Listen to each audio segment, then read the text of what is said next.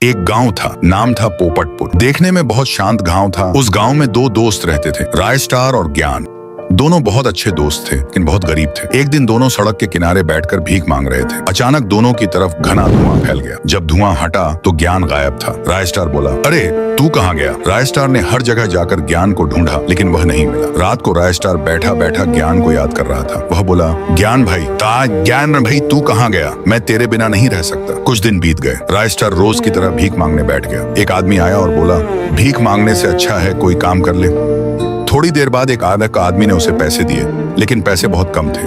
रायस्टार ने सोचा, ऐसे तो काम नहीं चलेगा, मुझे काम करना ही पड़ेगा। वह एक होटल में गया और बोला, भाई मुझे काम मिलेगा? आदमी बोला, ये तो बॉस बताएंगे। उसने बॉस को फोन किया। बॉस ने कहा, ठीक है रख लो। आदमी बोला, तुम काम कर सकते हो, मेरा नाम आदित्य है।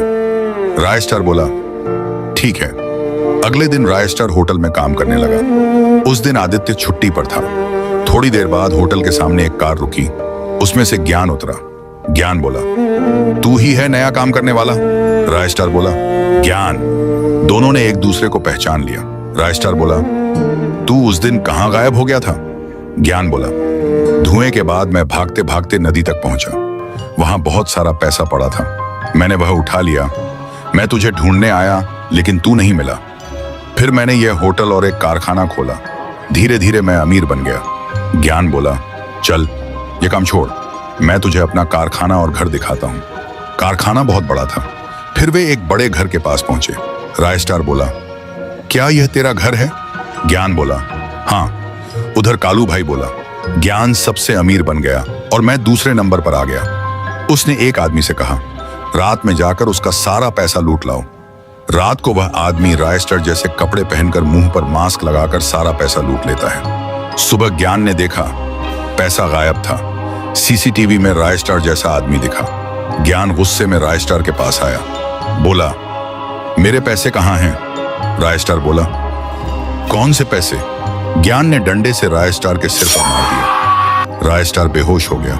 जब उसकी आंख खुली 26 दिन बीत चुके थे। एक आदमी ने बताया, ज्ञान की मौत हो गई है। रायस्टार दौड़कर पहुंचा। ज्ञान की लाश पड़ी थी। रायस्टार ने उसका अंतिम संस्कार किया। कुछ दिन बाद रायस्टार ज्ञान के घर गया।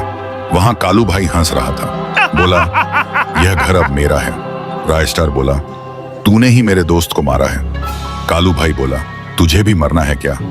रायस्टार ने अपनी पुरानी तलवार निकाली और कालू भाई को वहीं मार दिया।